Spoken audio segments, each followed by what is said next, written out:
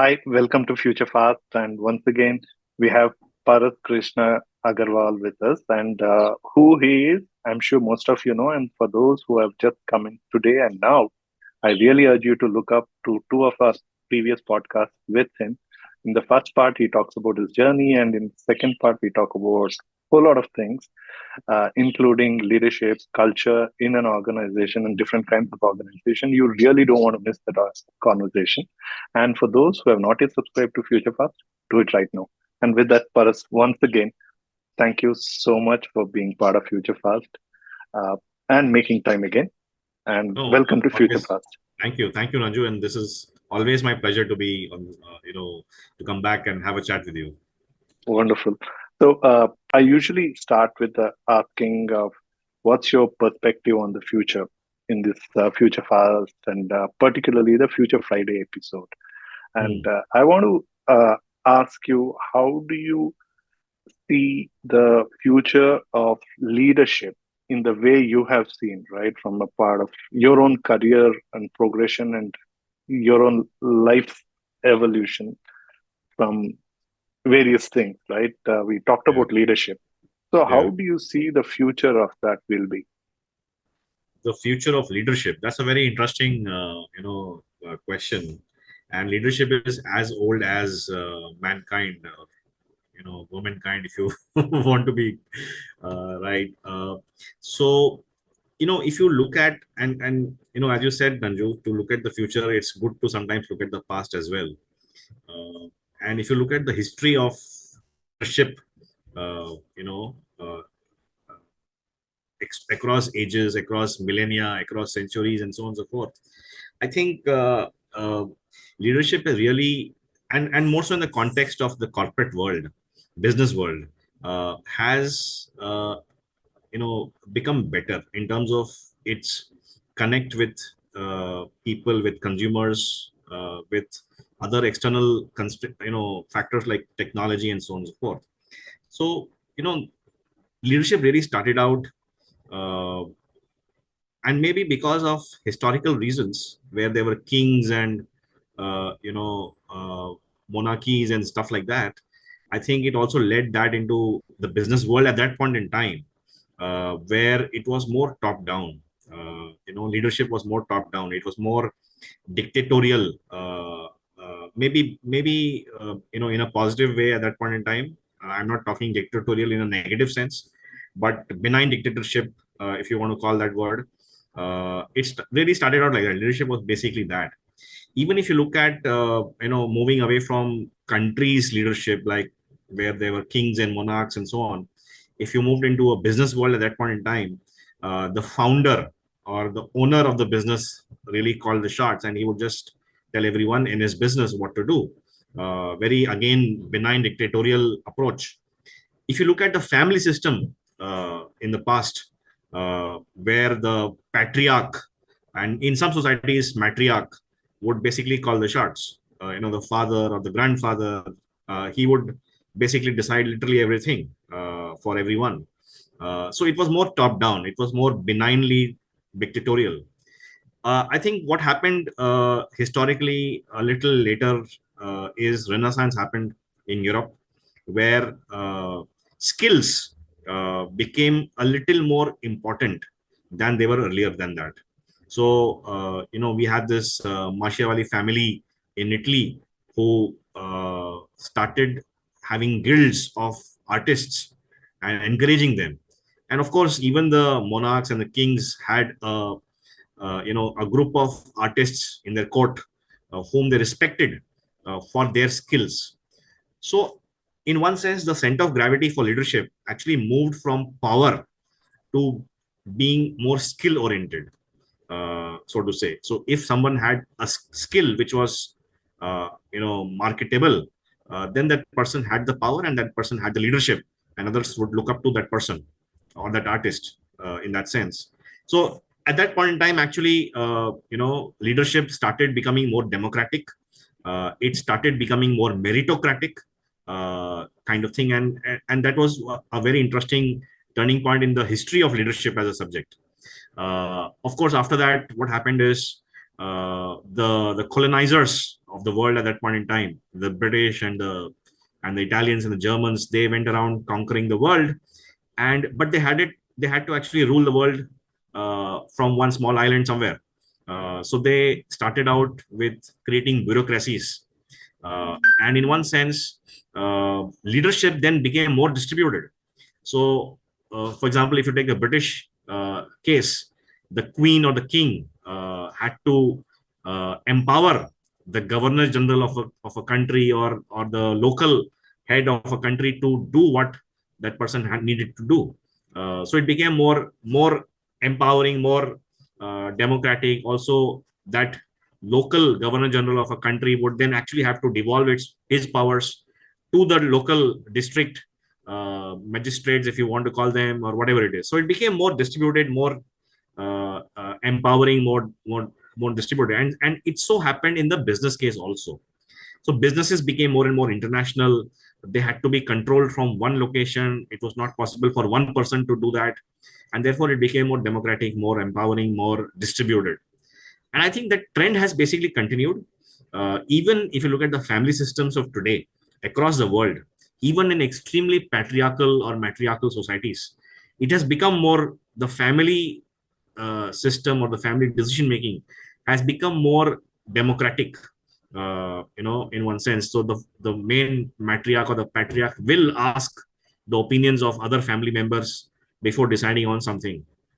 So and people have a more voice to dissent, and so on and so forth. And this is happening in families, this is happening in businesses, this is happening at a country level, kind of thing. So leadership has actually moved uh, much much more positive way across the last millennia, century, and so on.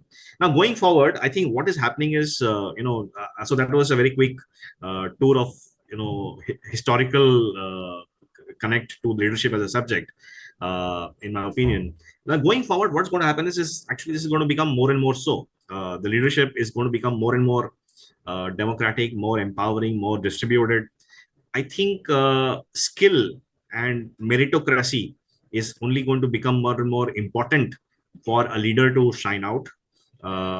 Even in the so-called family businesses and so on, even if there's a family member who's at the helm, that person will have to prove himself or herself from a merit point of view. It will not be a given, that that person will lead his own enterprise. There would be other stakeholders. Sometimes those companies will get listed. The shareholders will have a say. The regulators will have a say. So the leader will have to prove himself or herself on merits. Also, the leadership style of people will have to be very empowering. It cannot be benignly dictatorial as well. It has to be more empowering. It has to be more distributed. Only those people and on those leaders will succeed. So one is merit. Second is the leadership style itself will have to be more distributed, more democratic, more empowering.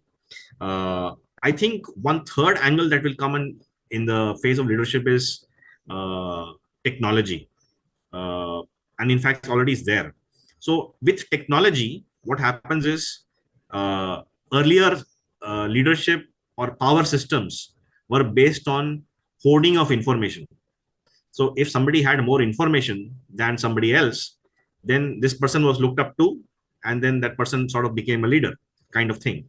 But with technology, information is now much more freely available, publicly available, and accessible, and etc. So information is no longer a currency, in one sense, because of technology. Also, what is happening is people are working from anywhere uh, because of technology. And this is becoming more and more so, right? I mean, companies are of course going on a hybrid mode after COVID, or some companies are going for a full time office work. But net people are traveling, and people are doing their work from anywhere. So it is going to be one, let me say, a factor for leaders to manage remote teams, and that has been enabled by technology. Remote working has primarily been enabled by technology. So a leader of the future, and even now for that matter, will have to consider technology and how technology is going to affect his leadership style. So these are three things that come to my mind. One fourth thing that comes to my mind is talent. uh, you know uh, so what has happened is, and more so in the last few years because of COVID, the trust between a employer and an employee has come down mutually. When companies did not do well in COVID, they laid off employees, and they did all kinds of things. We all know that. So there is a trust deficit amongst the employers and the employees, so to say, and therefore the stickiness or the relationship that used to exist earlier between an employer and employee has come down. So in that context, how a leader leads his team, where the team members themselves are not, let me say, very loyal, or they have their own interest at mind more so than the companies, is going to be another challenge. So I think I'll just leave you with four points on this. One is meritocracy is going to be extremely important to be a leader. One has to prove himself or herself. Second is, you need the leadership style itself has to be more democratic, more distributed, more empowering. Third is factoring in technology and its implications on leadership. And fourth is how talent is behaving today because of the trust deficit that exists between the employer and the employee. These come to my mind, Anju, on the future of leadership. Well, I, I mean, it's hard for me not to agree all of this from today's context, in fact. But I just see tomorrow is likely to be very different because I'm sure you're familiar that there was a Chinese gaming company who operate on a rotating CEO. And Mm-hmm. for one term, they actually had a robot playing a CEO as well, Uh, right? And I think recently I missed it. I bookmarked that article about one more company employing AI machine as a CEO. uh, So I think, see, somewhere, we've had time and again, in fact, one of our guests, I don't remember who actually made a statement that uh, uh, governments or administrations are best managed by AI mm, because they follow the rules, right? mm, We just have to define it and they follow it. So, given that, somewhere, and the most biggest challenge for a leader or any person in a leadership role is decision making, yeah. right? And who better than an artificial intelligent machine with clear defined rules? Mm, Uh, I mean, essentially, algorithms are set of rules, right? yeah. So, Yeah. clearly documented algorithms will be able to make a far better judgment than a human judge, Mm-hmm. right? Even for that matter, in a code of law, and Mm, perhaps everywhere else. mm. So, what do you think on that? So frankly, that concept is quite discomforting. Uh, the thing is, AI or robots will, as you said, are better at decision making given the data that they have and the rules that are defined for them. Uh, so this is in a very, let me say, predictable environment. If something is predictable and therefore rules can be defined, and data can be fed into that system, of course that system will learn along the way and be able to take the right decisions and act it out. But unfortunately, life and business is not predictable, and that's where the human spirit comes into play. uh, you know Taking a futuristic view, for example, this conversation, I doubt whether an AI robot will be able to have a conversation on what's there in the future, because they would not be able to. They will simply project the past into the future, but future is not just a pure projection of the past. It uses the past as a data point, but a lot of other subjective experiences, tacit knowledge, are then fed into that, which you cannot really feed into an AI system. And then you take a view of the future. So view of the future, and taking, so the same having the same view of the future, two different human beings may, or two different leaders, not human beings, two different leaders may decide two very different things. One may decide to go left, the other may decide to go right, and only a human can do that. Uh, you know, uh, Well, just to counter that, and right? just one more point Yeah. before you comment. And what about motivating people to achieve a certain goal? AI robot will not be able to do that. See, you need people, human beings, to do the work and take things ahead, grow, develop new things for the world, market it to consumers who are human beings. So you need to motivate these people beyond just giving them their salaries. And, I don't think an AI robot will be suited for that. Well, yeah, I agree. I was just wanting to refer to this uh, uh, about, if people are not able to make informed decision with the data, even if data is available, right? Today we have a lot of data about uh, that what virus was it in 1920, 1919, 1920, back in US. Hmm. A lot of people died, right? Spanish flu. Yeah, Spanish flu. And so it was even in Europe. And India has seen uh, a, a lot of mass death, possibly preventable because these were famine, enforced famine, right? And Hmm. good lot Hmm. of data points, but our leadership consistently over a period of time, with access to the available data, have not been able to prepare. See, you cannot prevent Hmm. it, but the least is to prepare. We time and Hmm. again don't prepare, Hmm. right? To now in present times, I don't know if you probably have heard of it for sure. That Karnataka and Tamil Nadu have a fight happening over Yeah, yeah, yeah, Kaveri water. yeah, See, this is a long drawn issue, right? It is yeah. largely politicized, but at the core of it, uh, there is a complete lack of leadership in trying to Hmm. resolve it. Hmm. Resolving is about preparing, right? Hmm. And Hmm. nobody wants to prepare. And we still celebrate all these leaders. But so, given these contexts, perhaps it was better, or it eventually we all will possibly agree that we Yeah. should have AI administering a lot of these things because we are corruptible, one, and Yeah, two, yeah. we are bound to be biased. So Hmm. that Sure. that that while I agree with all that you said, I still think there is a scope for this.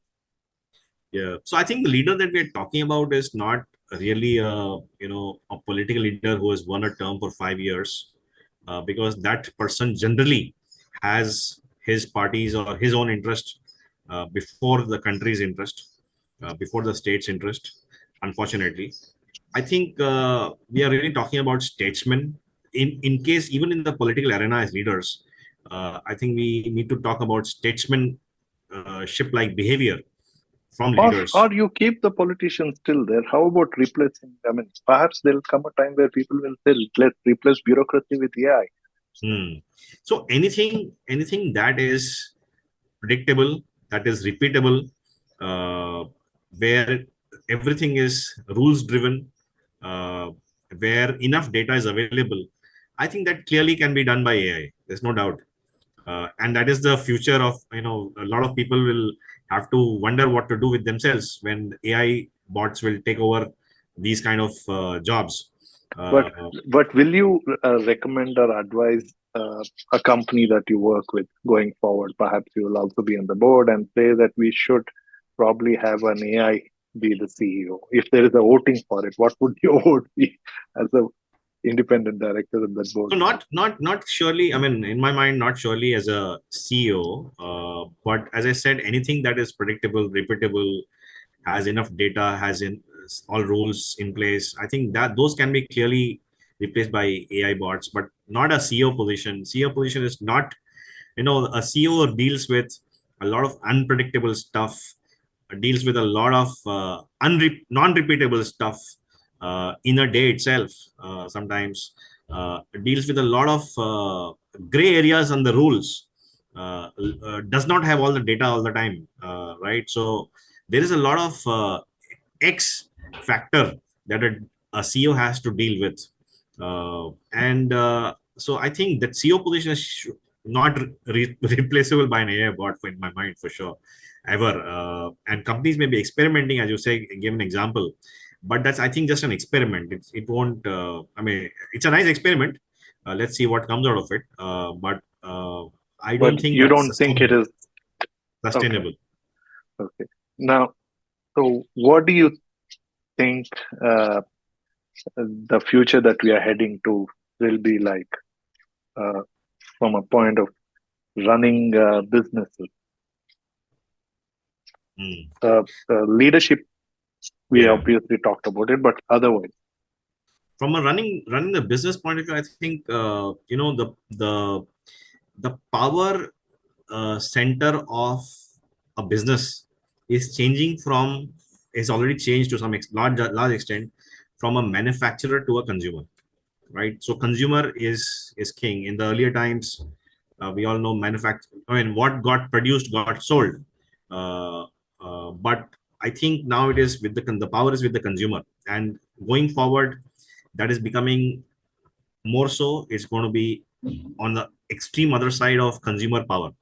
So that's one clear trend. Even large traditional businesses that exist today, mostly in, I mean, I'm talking from an Indian context, even worldwide as well, they will actually have to become extremely customer centric, meet the today's needs of the consumers, but also be able to predict what the consumers will need in the near future, and give that product or service right away.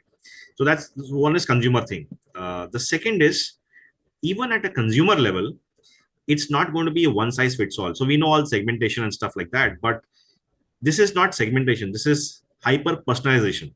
So companies will have to find ways using technology uh, to hyper personalize their offerings to consumers.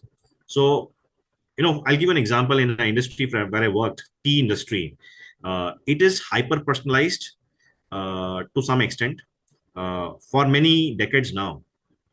So as we all know, can you just give some example on that? yes. So as we all know, the taste of tea differs literally on the table, right? I mean, your taste of tea will be different from my taste of tea, and I would want, with milk, sugar, brewed. You might want without milk, without sugar, whatever it is, right? Uh, so every consumer literally technically has a different taste of tea. Now, tea companies cannot, uh, make so many different types of tea for, millions and billions of consumers. That's not possible. So what they do is they actually aggregate tea tastes by something called SCRs, socio-cultural regions, uh, and they have a very complex supply chain at the back end to supply that blend of tea to a certain region. For example, a company like Tata Tea will have the outer packing of Tata Tea brand, but the blend inside will be different in Bombay versus the blend in Pune versus the blend in Delhi. But from outside, you will not know. So if you're a Tata Tea user, for example, and you pick up a packet of Tata Tea in Bombay, which is, let's say, your taste, you like it, but let's say you're traveling to Delhi for a long time, for a month, for some work, and you pick up a Tata Tea packet in Delhi, the blend inside will be different, and you will not know. But you may not like that blend, right? So it's very so in that sense, it is personalized. And actually, the tea industry has actually moved to hyper personalization to some extent by giving out tea bags. So if I want a strong cup of tea, I put two tea bags. If you want a light cup of tea, you put only half, or keep it in the hot water for a little less time.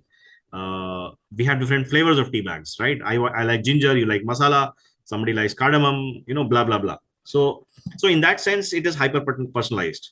Now, this is in a very traditional industry. Of course, technology used to understand consumers, for the supply chain purposes and so on. But if you look at any other industry going forward, they will actually have to move to hyper personalization, whether it's banking, providing financial services, education, you name it. Every facet of a consumer's life will have to be hyper personalized to the extent possible by companies, and that is only possible through technology. So that's the second thing I'm seeing.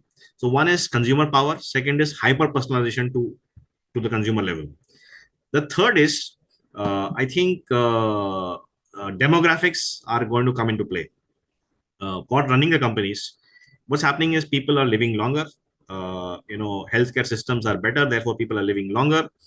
They're anyway more health aware. A lot of, in one sense, if you look at our generation vis-a-vis our parents' generation, just from the look of our uh, face, we are 10 years younger. You know, I'm in my late 40s, but when my dad was in his late 40s, he really looked as if he was in his late 40s. But people like us, you and me, and of our age group, they look as if in the previous generation they were in their late 30s. So from just from a health point of view, we are actually 10 years younger, not by actual age, but by the way we behave, the way we have taken care of ourselves. So people are going to live longer. uh, the other trend is that on the demographics front is people are having late kids. So therefore the and they're having lesser number of kids, uh, and their parents are also living longer. Uh, so there is going to be a lot of pressure on a generation, maybe our generation or the next generation, to be able to make a living for much longer time. Uh, and that's going to play out in companies. So Make a companies living as in be able to work and earn. earn. Okay. Yes, yes. Uh, so that's going to play out in companies and businesses as well. And now the first two is consumer power, second is hyper personalization. That's the consumer level thing. But I'm talking about how do you manage employee base, right? For businesses. So a retirement age of 60 is not going to work out. People will want to work beyond 60, and they will have to work beyond 60. It's already changing in France. Yeah. So they will have to, because they have to take care of their parents, they have to take care of their kids, who are still maybe just getting out of school or college. So that's going to be very important. So companies will have to take care of this demographic trend by offering more longer tenures. And of course, as we just spoke, AI bots will take away a lot of jobs. So there will be fewer kind of jobs for human beings, but these human beings will need to work longer in their careers. And businesses will have to support that, because if businesses don't support this social demographic trend, finally businesses are part of society, they are not out of society. So they will have to take care of this, otherwise there will be a huge social unrest, maybe in some countries earlier than later, where this is going to be becoming a big problem. So that's the third thing that companies will have to take care of, businesses, how they run their businesses. The fourth, of course, is the tech element. Every company is going to be a technology company, whether you are in whatever industry you are, but eventually everyone is a technology company. I think broadly these four things come to my mind in terms of how businesses will be run in the future. Uh, so of course the usual stuff of the fittest will win, and the profitable companies will stay and others will die down. Those will anyway exist anyway, right? So that's always been the case. But I think these few trends of hyper personalization to a consumer level, taking care of the population demographic, and considering technology in everything are I think is the future of how businesses will run in the future. Right. And if you are to make three predictions across any sector, please give it a go. Three predictions across any sector. Anything, any aspect of work Okay. life. Okay, I think what really the first thing, I mean, some of the points may be repeating from the previous two buckets of leadership and business running, but I think one real you know I won't call it disturbing trend, but it's surely a trend which we haven't really thought about as much and done too much about it in terms of thinking as well. Is this democratic shift that's happening? I want to repeat that it's going to be a time bomb. People are living longer. People are having lesser number of kids. People are having kids which are much later in life, and so on and so forth. So there is a strong need for people to uh, continue to work and earn well beyond their golden years, kind of thing. Add to that the issue of technology taking over some jobs, many jobs, in fact. So that's one big issue that is already affected some countries, right? I mean, Japan is suffering from that. China is suffering from that to some extent because they had for a long time one child policy, and now they don't know what. They have a huge talent shortage now, and they're growing. So I think it's a right now it's a disturbing trend. I'm calling it a disturbing trend because we haven't done enough thinking on this as governments, as societies, as businesses, and therefore we haven't really acted it out also in terms of doing something about it. So that's one issue that I can really see affecting our lives in future. I think the second prediction I'm going to make is about on the tech side. So we have now become. Affecting positively or negatively, or Yes. unsure of what it will be, a mix of both. Yeah, that's fine. So I just want to talk about this Yes. instrument called mobile phone, and I'm also link it to technology. So technology is a great thing. You know, uh, I think going forward, the prediction is really that we will actually get out of devices. They will become a part of our bodies. Uh, People can just think of something and do stuff, make a phone call, transfer money, whatever it is. They don't really need this mobile device to carry. So it's going to become more like that. We don't need device. We don't need a laptop. For example, in future, if I need to speak to you, I don't need a laptop or a mobile phone to talk to you.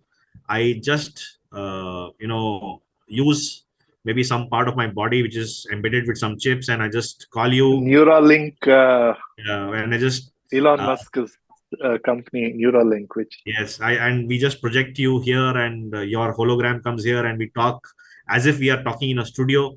So I think that's the future, and that work is happening on that front as well.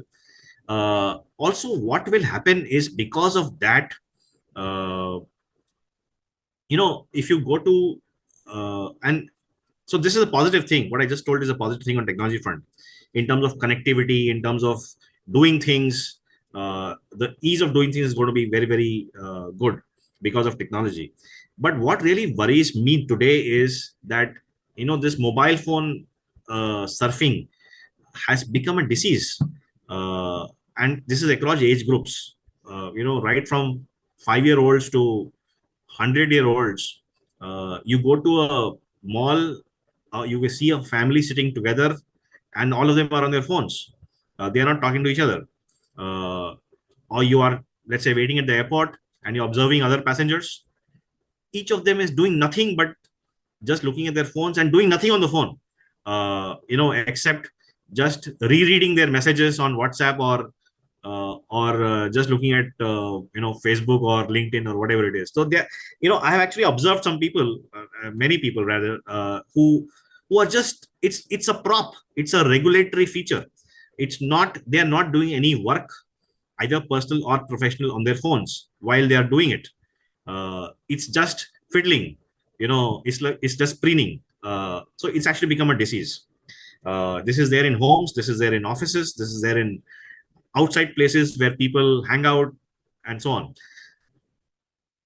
Yes. Pawas, uh, I mean, I can't stop myself from this. If you remember 25, 30 years ago, Hmm. uh, uh, uh, I think the same reference was for TV. It was even referred to as idiot box. My kids Yeah, don't know that yeah, term at all. yeah, yeah, yeah, It yeah, was so big. And it yeah, actually predicted that our generation will be a bunch of idiots completely yeah, lost. yeah. I don't think it is so bad, right? No, but good thing for TV was it was not mobile, right? I mean, you couldn't carry it around. It was very bulky. No, but at that time, the Uh, perception was that yes, it's the generations are lost. yes. So I think So is that somewhere, are you little exaggerating the outcome here?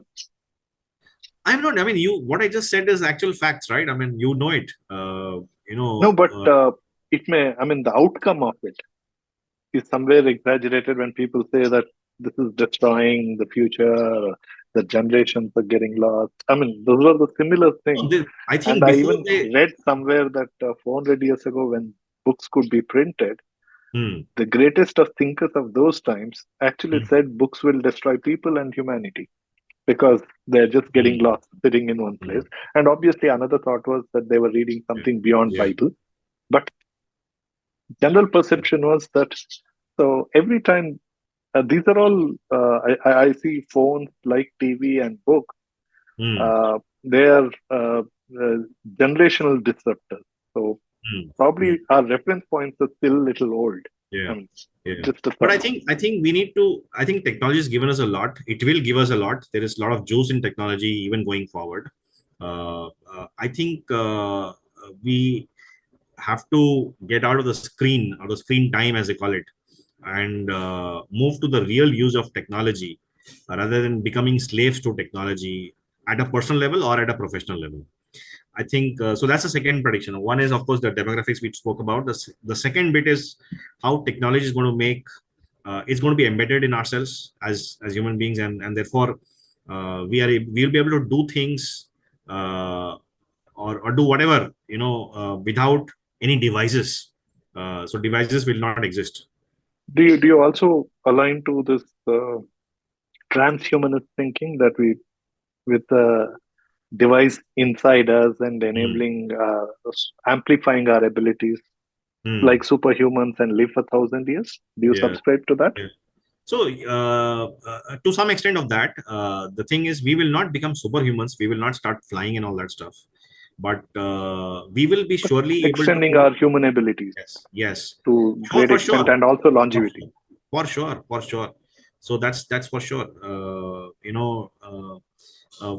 as I said, tomorrow. I mean, tomorrow meaning 5 years, 10 years down. I want to speak to you, and we want to do a video shoot together. We can do it without you moving from Bangalore or me moving from Mumbai.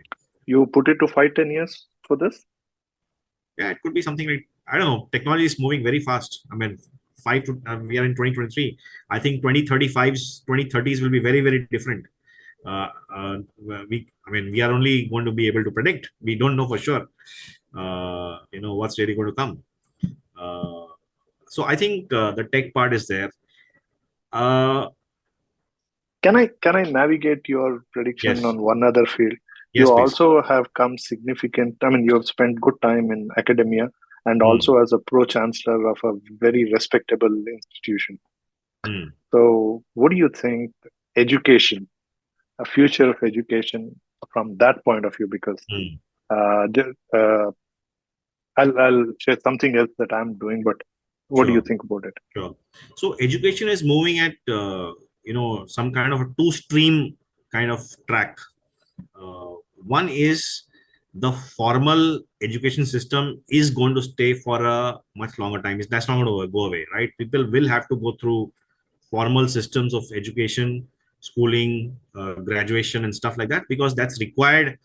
Uh, Most of the world is not as progressive as we would like it to be, so people will want your degree certificates and to give you a job or to get you some document or things like that. So that will be required. So that so people will have to go through the formal education system anyway. Right now, also, the second stream that's happening is more skill based, and that's happening even today in universities and schools.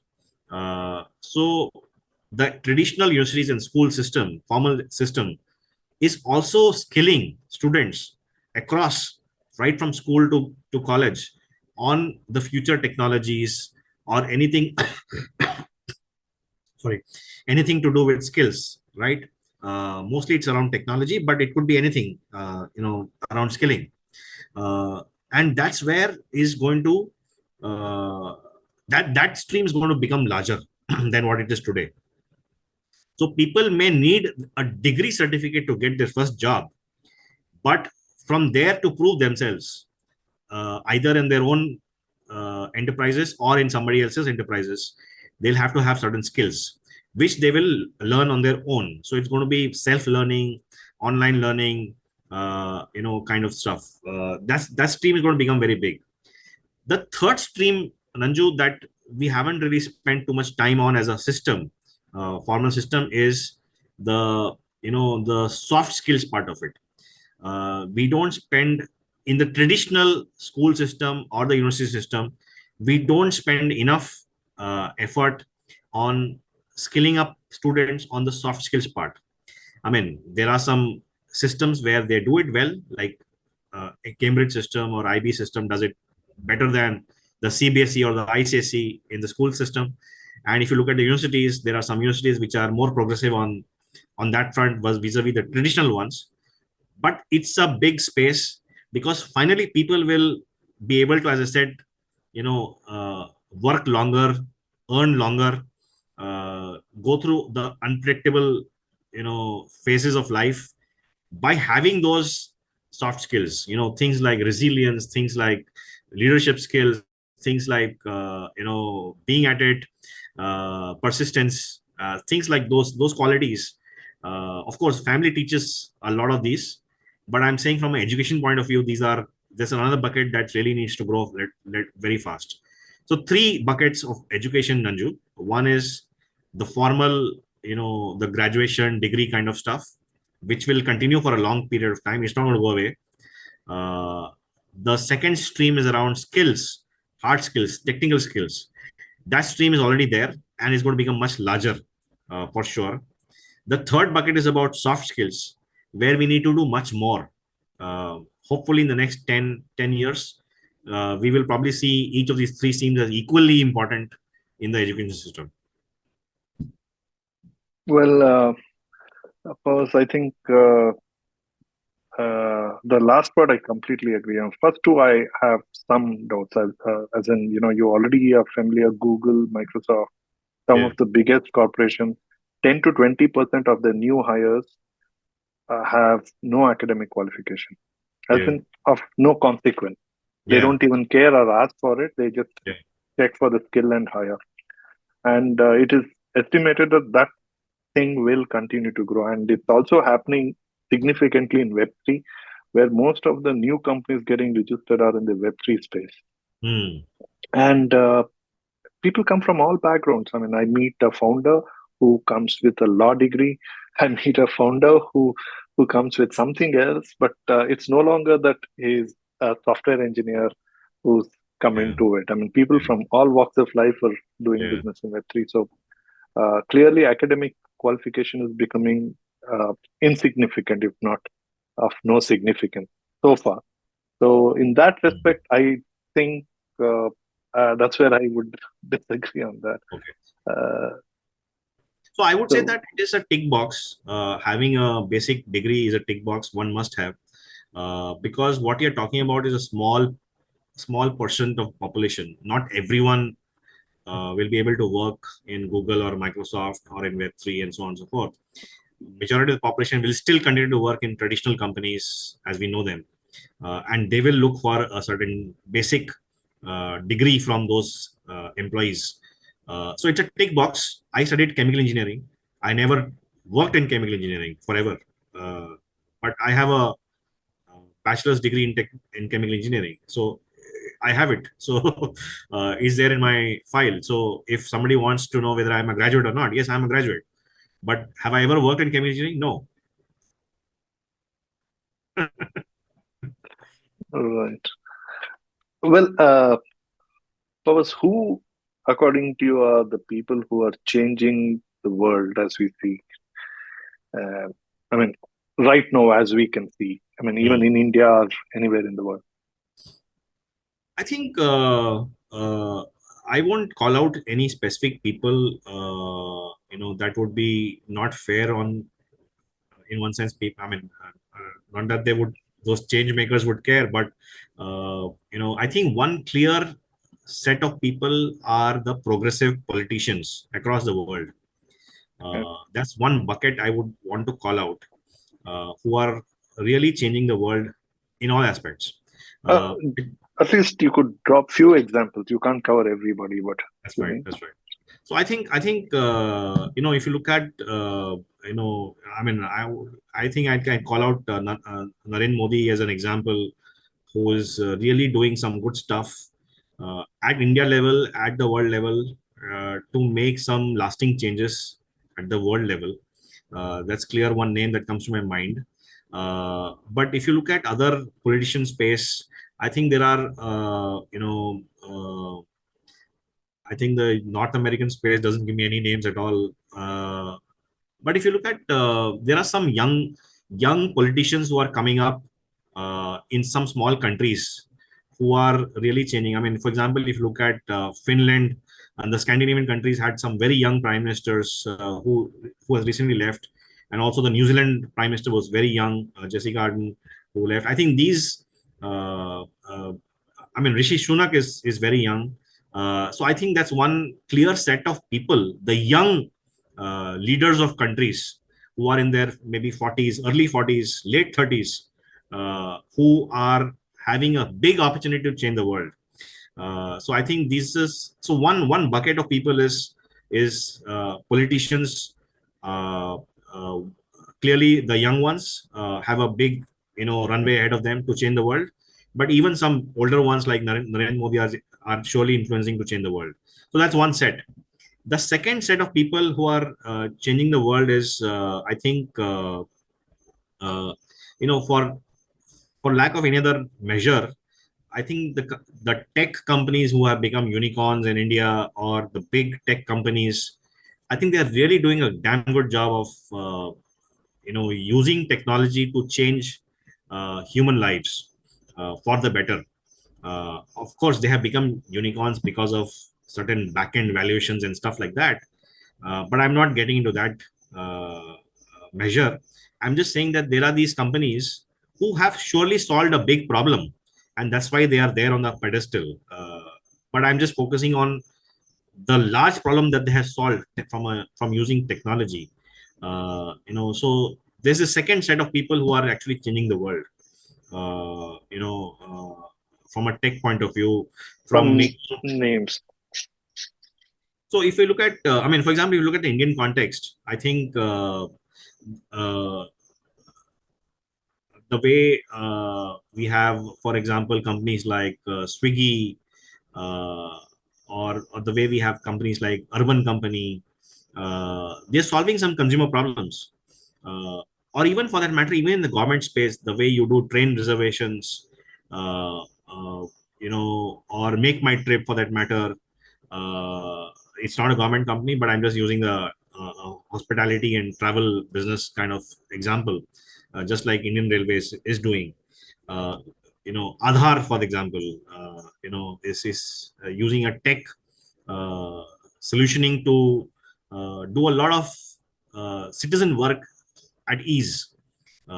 So basically, use of technology and technology leaders who are actually affecting these changes. Uh, they are really working at the cutting edge of technology. They are pushing the boundaries, and enlarging the envelope of, as you call them, transhuman. Making us much more transhuman, uh, if not through embedded devices, but through a mobile phone. I can just Oh, do some magic. just a quick insert. We've had a couple of fantastic people who are transhumanists. Hmm. One is a founder of Transhumanist Party of USA. He was our guest, so please do look up his podcast. And Sure. also, there is a current president of Transhumanist Party for US. He was also there, and we've also had a couple of longevity experts Yeah. who Yeah. pretty much dedicated their life. One is Mhm. Dr. William, other one is Dr. Aubrey de Grey. So we have those podcasts. So those who are interested in this space, and if you have missed it, please do look up. Yes, Yeah. sorry. No, sure. I will do that. I will do that. So I will do that. I think it's basically these guys, Nanju, uh, government leadership in pockets and technology leaders who have done well, who have proved themselves. And anyway, they are not resting on their laurels. They are really pushing the boundaries to take this even further. I think these are the guys who are really changing the world. Uh, then we have the third bucket is really a huge army of people working on the grassroots. They are changing the world in a very small way in their own sphere of influence. They may not have the sphere of influence of a Narendra Modi or of a Swiggy founder, but in their own sphere of influence, they are changing. Somebody must be working in a village who is trying to help the farmers get better produce from their farms using technology. There's a lot of grassroots education that is happening on various fronts at gram panchayat level, at taluka level, at the district level.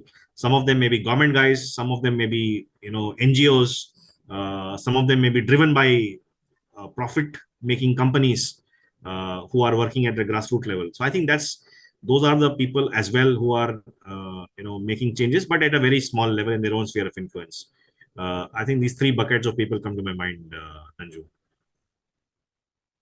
Wonderful. And if you were to give some shout out on preparing for the kind of future that we're getting into, Yeah. what would that be? Yeah, I think we will have to be very open to the fact that we will have multiple careers. One career will not last us.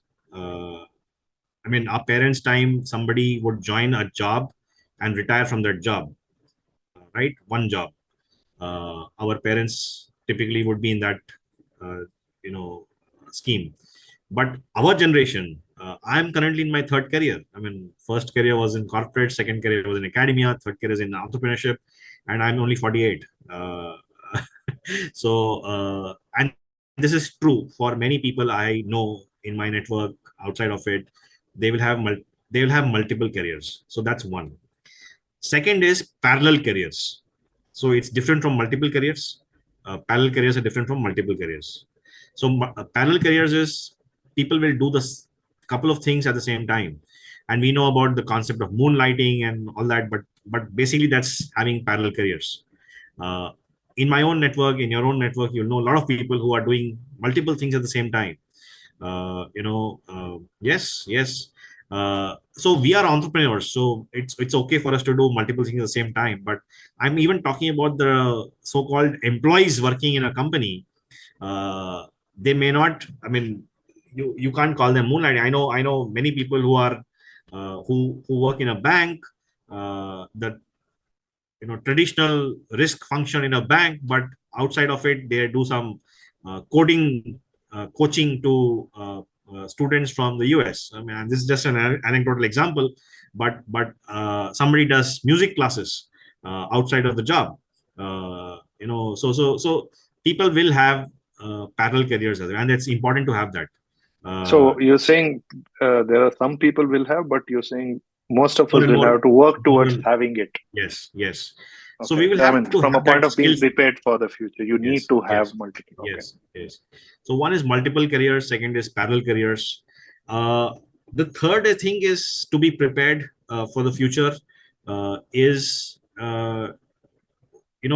one should be able to give back to society without uh, expecting anything in return. And because what's going to happen is the network effect is going to become more and more important. People in the previous generations didn't need a network so much as we need it. And your network will only help you if you help the network. Not It's not that it's going to be one on one, in the sense, if I help person A, that same person A may not help me later on. It doesn't work like that. But whatever your networks are, whether it's alumni networks, whether it's your corporate networks, whether it's your family networks, whether it's your friends networks, the idea is that you know uh, we will need none of us uh, can live our lives or succeed in our lives without the help of others. We need others to help us, and it is just like sowing the seeds and putting in good karma into the universe, and sometime later in life somebody will help you out whenever you need it. So I think that's going to become very, very important.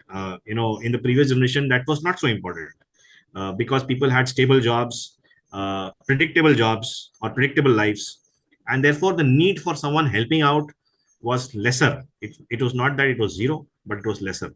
But I think today it is much more so. These are the third thing I would actually call out. Uh, Fourth thing is having confidence in oneself.